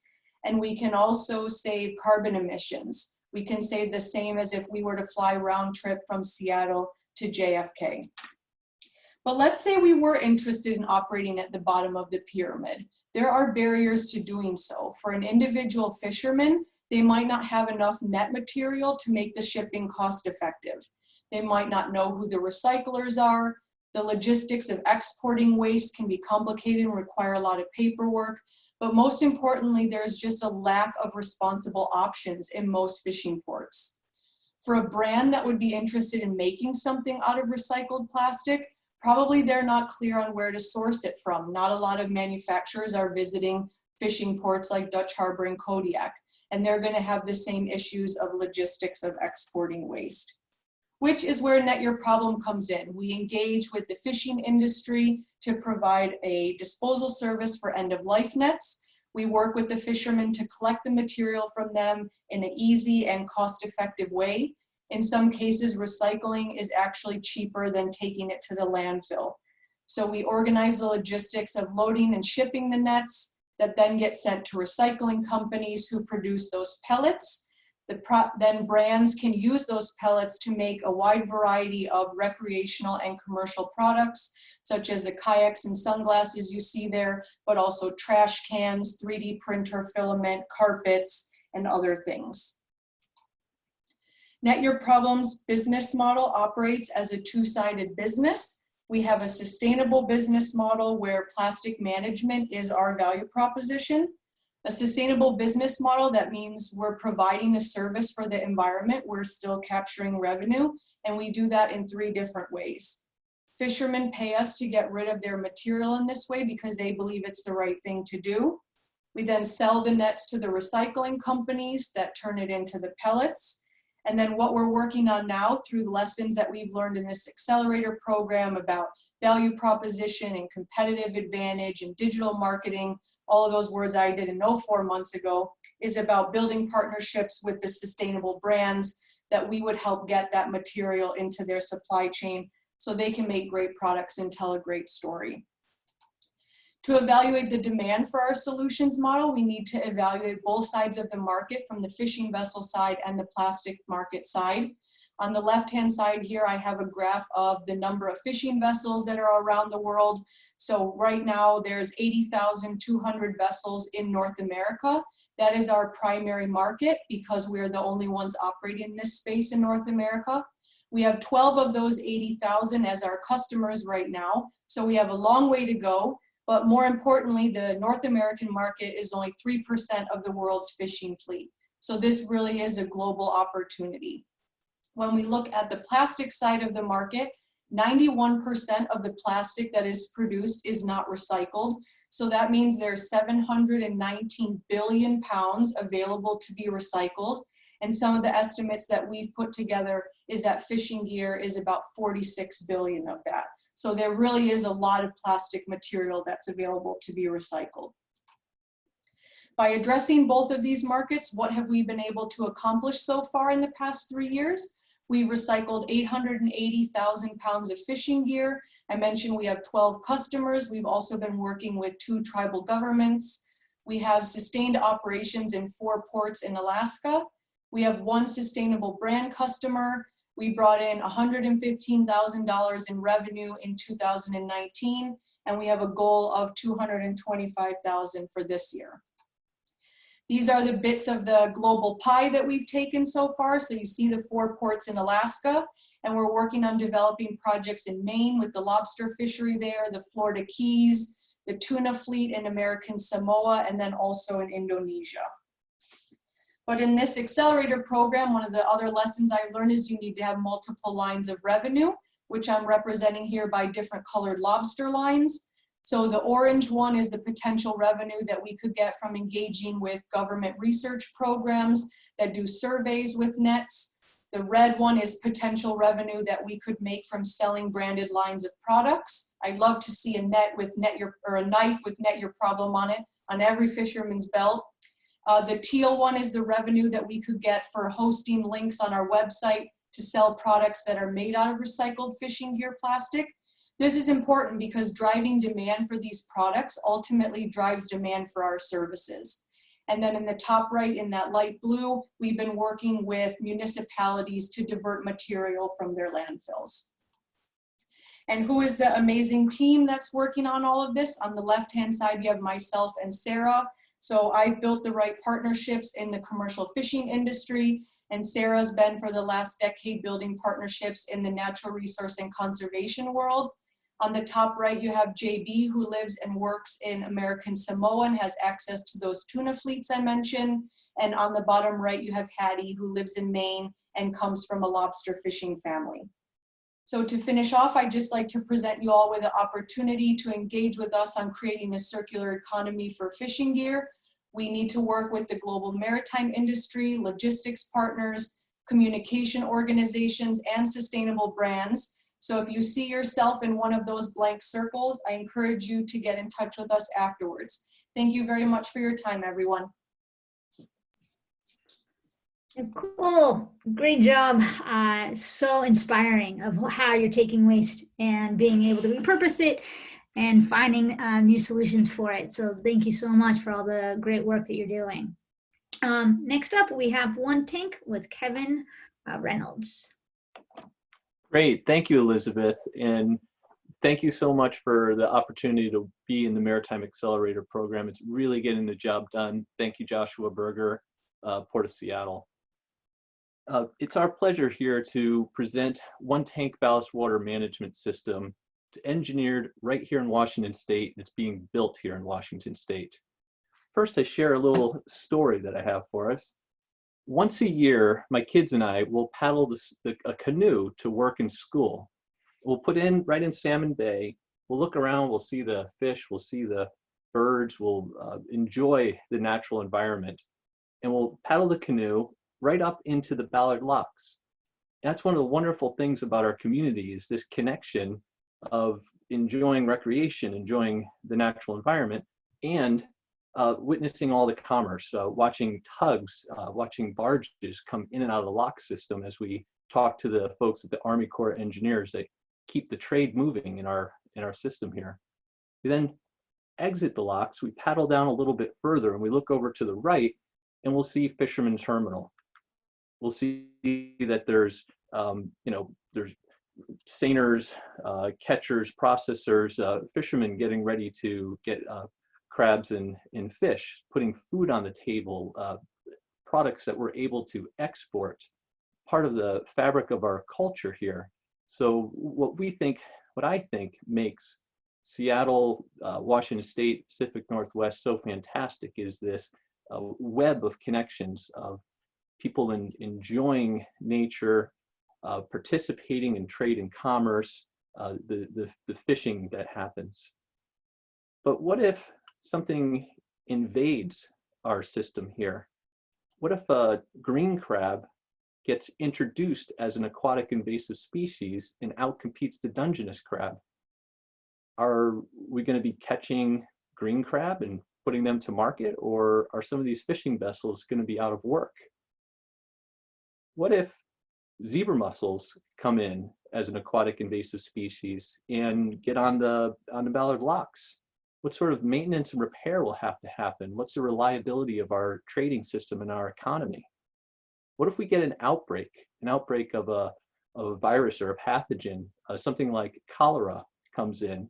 What would that do to our recreation, our fishing, our trade? One of the primary vectors for aquatic invasive species coming into any system is ship's ballast water.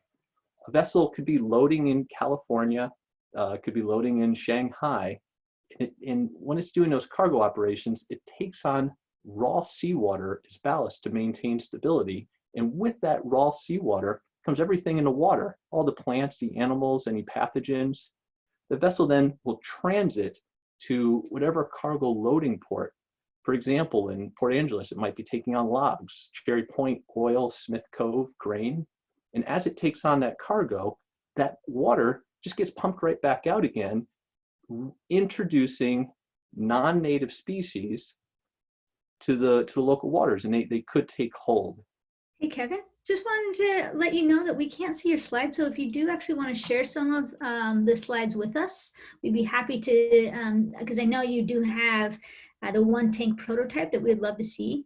But just wanted to verify with you that you. Super. Can you see that now, Elizabeth? Sorry about that. Yeah, no problem. Thank you. All right, that's appreciated. So just to back it up a little bit there, and this story, that's the picture of me and my kids entering the locks in the canoe.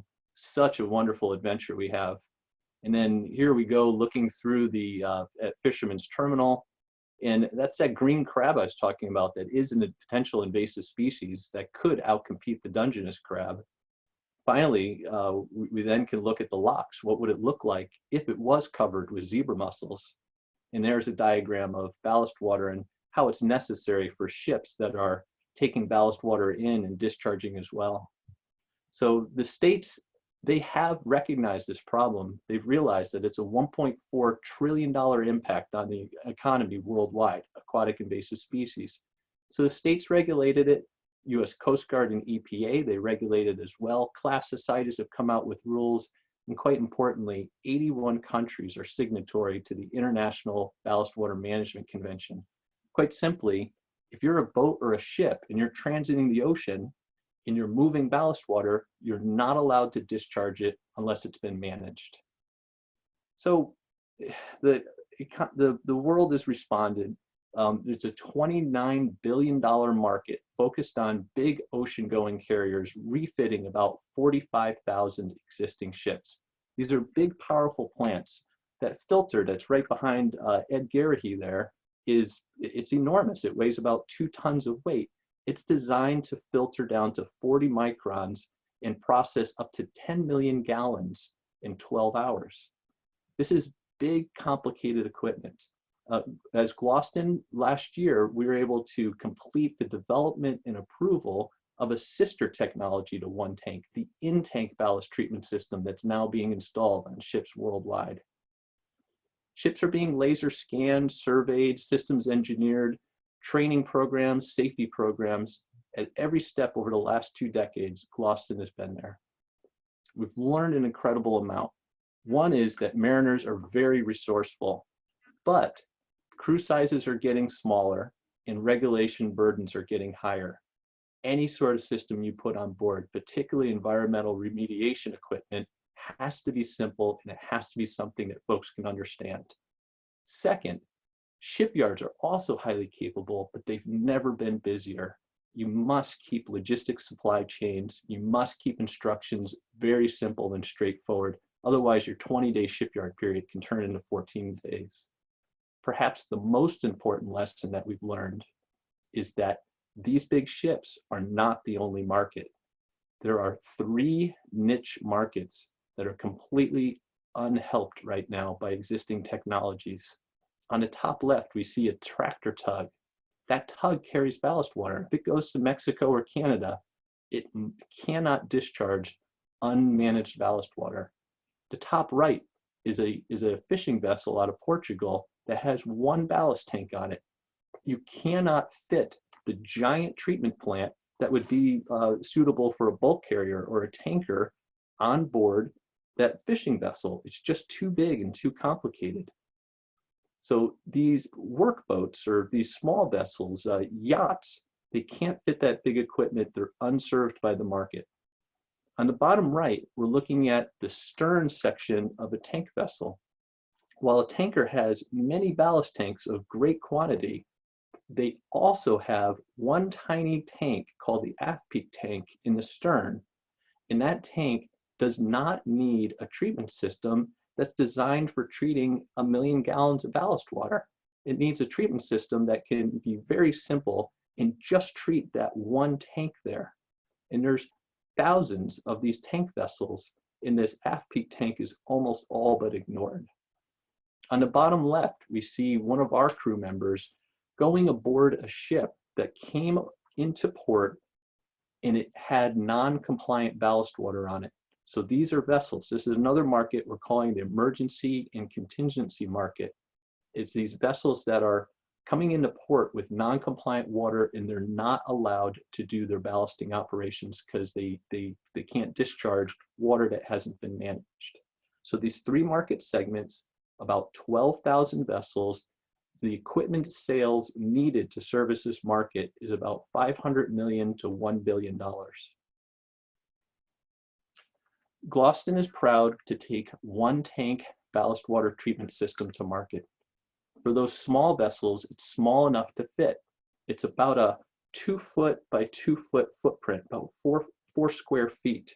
We designed it as do-it-yourself, so there's no commissioning engineers required, just a few cables and pipes. It's about like installing an oven in your house.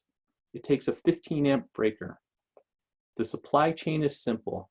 So with our patented mixing system, we're able to use 1 gallon of Clorox bleach to treat 9,000 gallons of ballast water. This is something a small vessel operator can understand, can take care of, and can operate. For the one aft peak tank on tankers, this is a perfect application. The installation we're looking at right on the screen is perfect. We just take a little bit of water from the tank, we send it through the one tank treatment system, and it goes out through the nozzles. It's a hands-off operation. The operator, it's fully automatic. The operator uses a screen to start it. The simplicity, the size, the low power, it makes it the only system that can be carried on board a vessel for a mobile deployment for those emergencies and contingencies. We replace those pipes that you see there with hoses and we lower the nozzles through bolted hatches so these ships and boats can continue their business and serve the commerce. When we think about the competition, they're just not developed for these market segments.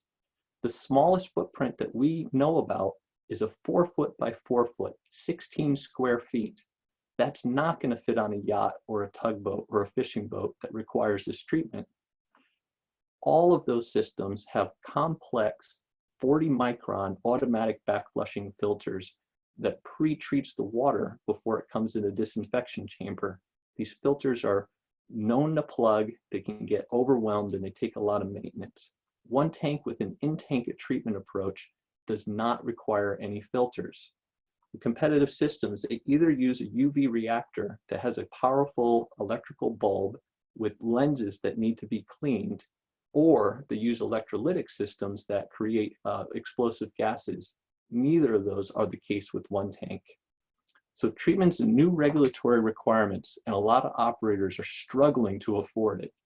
At half the cost, one tank is something operators can't afford. The technology's been patented, and we've secured it with a US government license. It's fully engineered and prototyped with all the documentation and required manuals. We've successfully completed years of biological efficacy testing, meeting all the regulations and class requirements, and we've proved the most difficult segment that we're targeting, which is the contingency emergency section. You can see behind us, standing next to the one tank system connected up with those hoses, this is a vessel that arrived with more than 1 million gallons of untreated ballast water in port. We're able to get aboard, treat all that water so it can then discharge that water in full compliance with the requirements and get on with its business. We engineered it and are building it right here in Washington State. We're on track for US and international approvals, and we'll be looking for partners to scale one tank internationally. From all of us at Gloston and the one tank team, thank you and keep in touch. Amazing, Kevin. Thank you so much. Really excited about what you're doing and feeling the gap in the market for clean water. It's really exciting.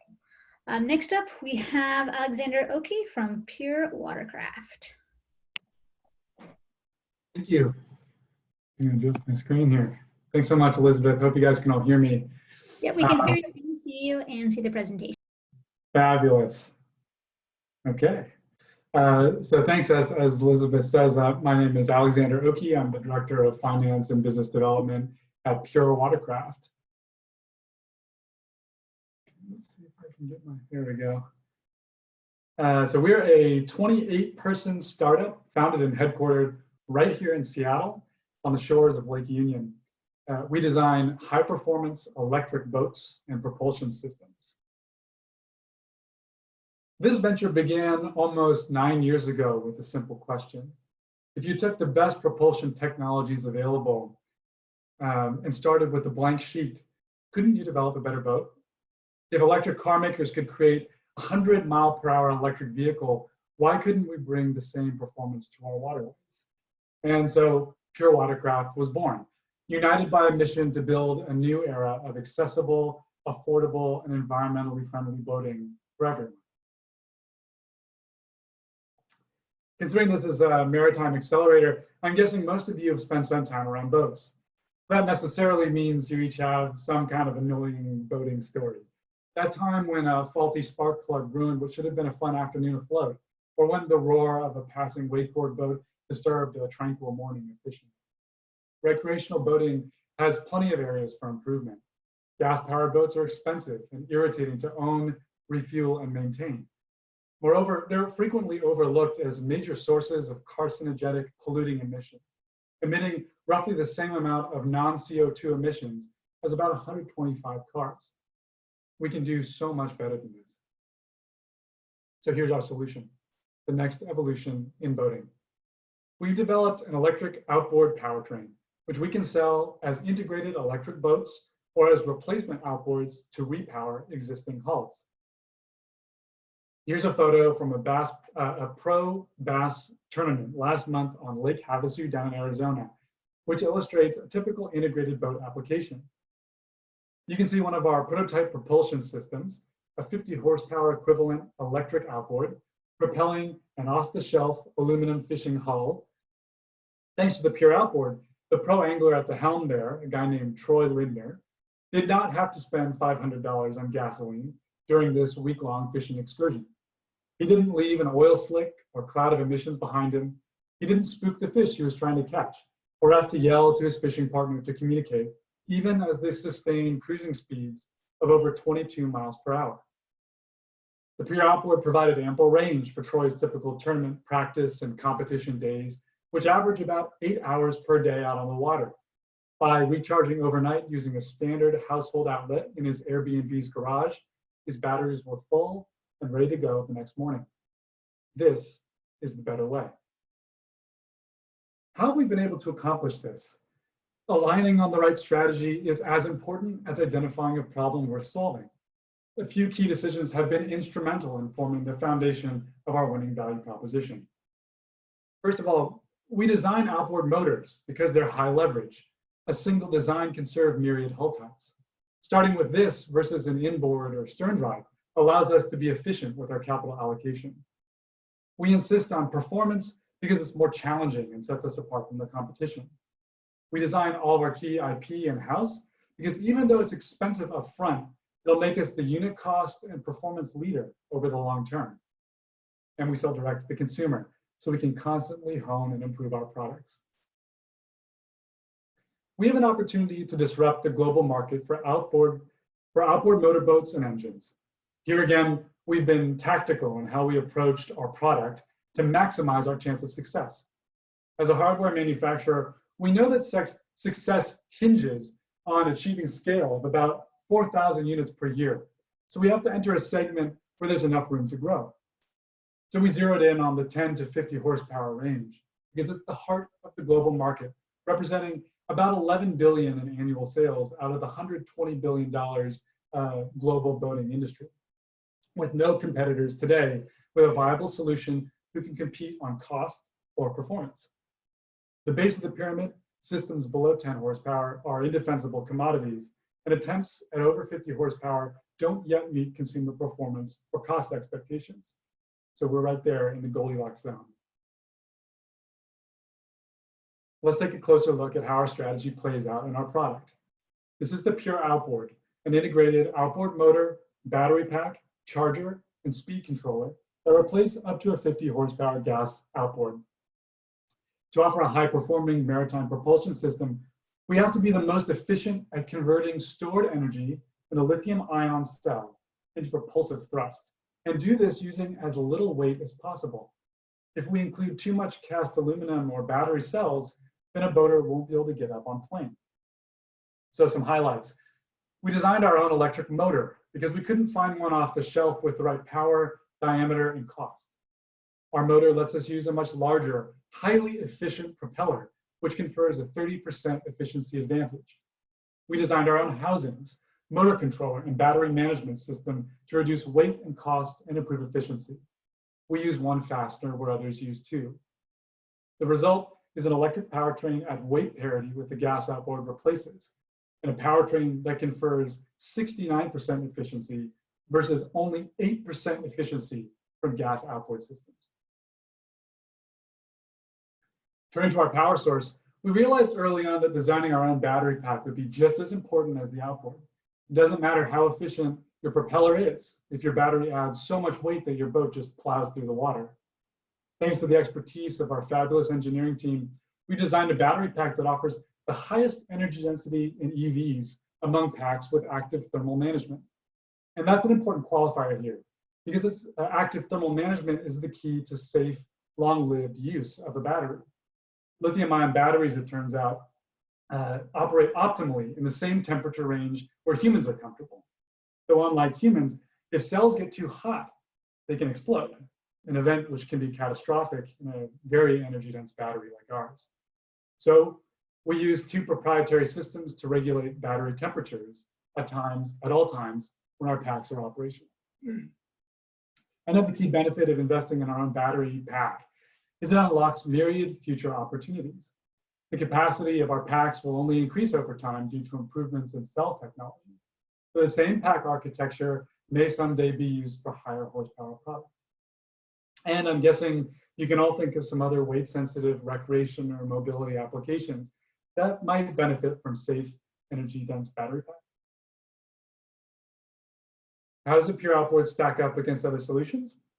As you can see from this chart, our decision to build our own IP, particularly our battery pack, results in a product that delivers more than 3 times the power per pound for less than 1/3 the cost per unit of propulsion. Our design isn't the only aspect of our company that's vertically integrated. We're building a direct-to-consumer sales model because we believe the most successful ventures obsess over their customers in order to constantly improve their products and services. So we're building strong direct relationships through our team of ambassadors and field installation technicians instead of going through the dealer distributor channels that's typical of industry incumbents. For example, Ed Ives on the left there is our ambassador to the rowing community. He's a 2-time Olympic rower and notable University of Washington crew alumnus. He's a career's worth of relationships with rowers and coaches at leading NCAA and community rowing programs across the USA.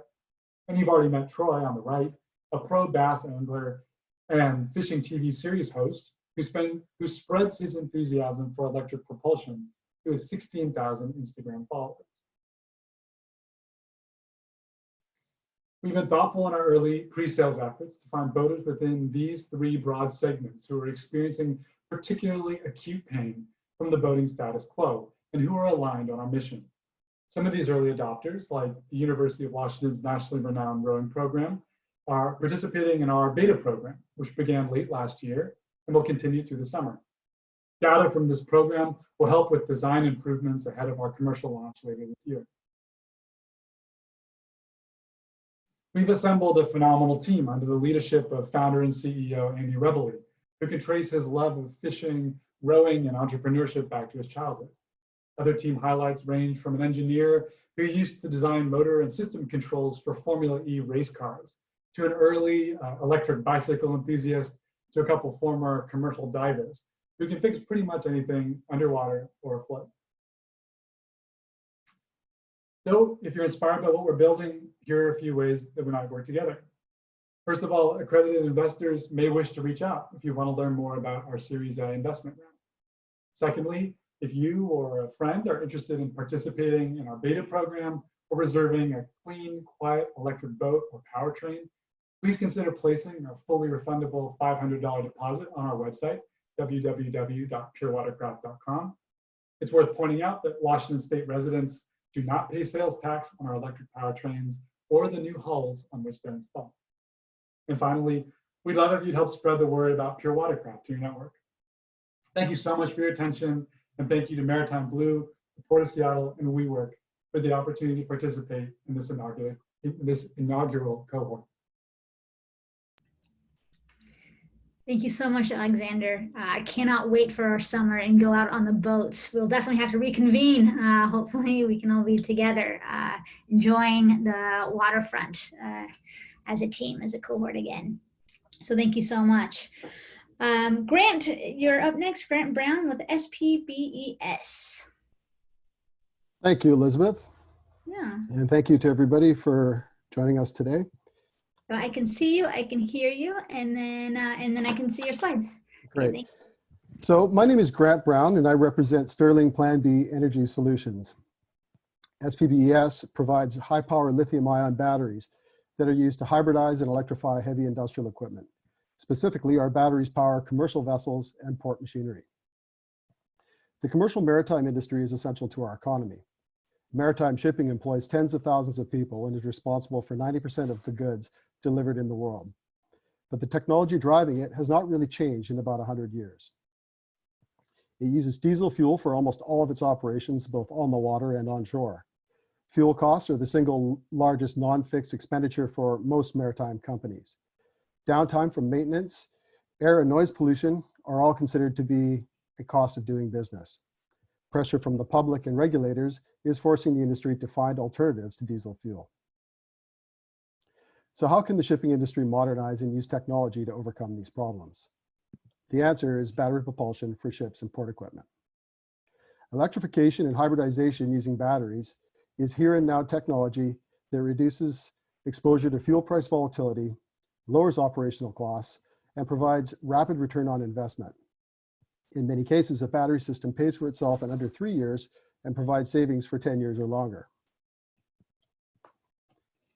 Electrification and battery hybrid and commercial vessels are a rapidly increasing ROI-driven market sector that has already surpassed the number of LNG vessels in the global fleet. SPVS systems were purposely designed for industrial use. They are the most robust batteries ever developed and are truly suited to the commercial marine industry. A shipping container of PBS batteries has enough power to run a ferry or a small community. Our battery system contains a wide range of proprietary and patented safety, performance, and sustainability features that provide significant value to our customers far beyond other players in our sector.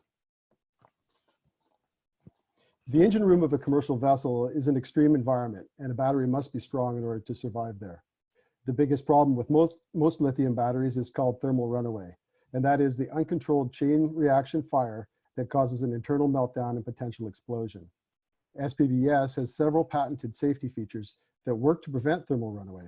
It is the only lithium battery in the world, third-party validated, to prevent it from occurring. Patented cell-cool liquid cooling was designed to evenly cool the inside of the battery to increase lifespan, but in testing, we also discovered that it actually prevents thermal runaway. This is something that no other battery can do. Because the battery is able to maintain optimal temperature, it is able to do the work of a system 3 times its size. For example, a 1 megawatt-hour battery is able to produce 3 megawatts of power, which is ideal for heavy machine starts.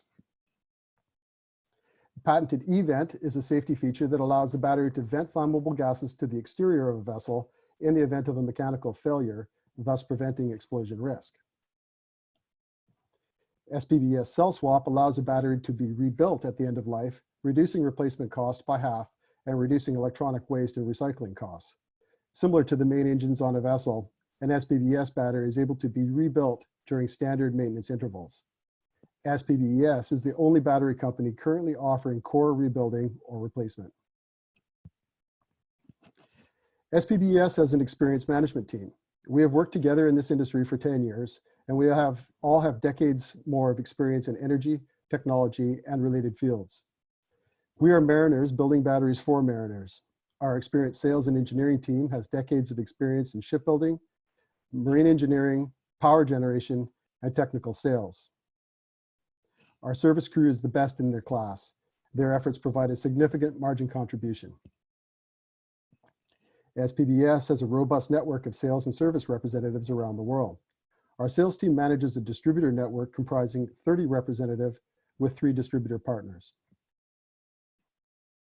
SPVS was founded in January 2015.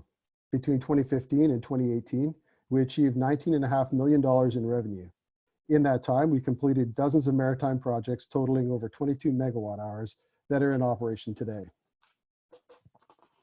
We have recently increased margin through re-engineering our product, a revamped supply chain, and volume-based price breaks.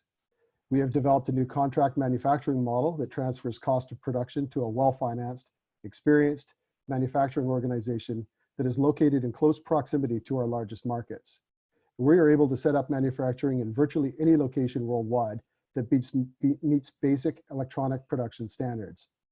Margin on product is 30% and margin on service is 70%. We will be EBITDA positive in Q2 2021. SPVS works with type approval agencies, flag authorities, and other regulatory bodies around the world to help them set the standards for safety in the maritime world. Our products meet or exceed all applicable safety, performance, and reliability standards. While fears of coronavirus impacting the economy are well-founded, our adjusted 2020 revenue is $14 million. Shipbuilding projects are large in scale, and it often takes 18 to 24 months start to finish. More than 90% of our customers are currently located in Northern European countries that have shown a strong early response to coronavirus. These will likely be some of the first countries to resume business operations, and there will be significant pressure on them to resume shipping and port activity. These same countries are also leaders in the adoption of clean technology and the European version of the Green New Deal. Indications are that SPBS will have continued strong sales in 2021 and beyond. Therefore, we believe that while we are experiencing a change in how we conduct our business, there may be no significant long-term impact to sales. In fact, our customers are using this downtime to realign, and they look at low lending rates as opportunity to move forward with projects at lower cost. SPBS's major investor right now is the world's largest solar EPC. We have runway through 2021, not including additional revenue from sales. We are right now looking for additional investors that will help us expand in the maritime market, refine our product line to take an opportunity of land-based markets in the USA and the rest of the world. These are grid support, renewable energy storage, and data center backup. In this round, we intend to raise $10 million in $500,000 to $2 million chunks. And currently we have a valuation of $35 million. SPBS has solved the biggest technical issues of the energy storage industry. We have performance, safety, sustainability, and ROI in the very core of our product offering. We have limited exposure to C19. Our team is the best in the world. Our margins are good and they are getting better. The marine market is strong and growing. The global energy storage market is almost unlimited in opportunity. SPBS is poised to revolutionize the energy storage industry, and we hope you will want to join us. That concludes my presentation. If you have any further questions, please feel free to email or visit our website at www.spbs.com. Thank you. Thank you so much, Grant. Really appreciate you and what you're doing to help electrify the ocean fleet. Really excited for the sustainability impacts of what you guys are doing. And so this actually now ends our showcase with all of our amazing startups. Again, I just want to read through who we heard today. So I'll go from who just presented back to the very beginning. So we had SPBES, Pure Watercraft, One Tank, Net Your Problem, Neptune Fish Jerky, Equal, Oceans, Ecospheres, and Discovery Health MD. So everyone online, help me give them all a round of applause. We are so excited for their presentations today, the impact that they're having on the world, really creating that future that we all believe in for clean oceans, you know, and helping to create that thriving maritime industry that Washington has been so proud of and is our lifeblood of our economy.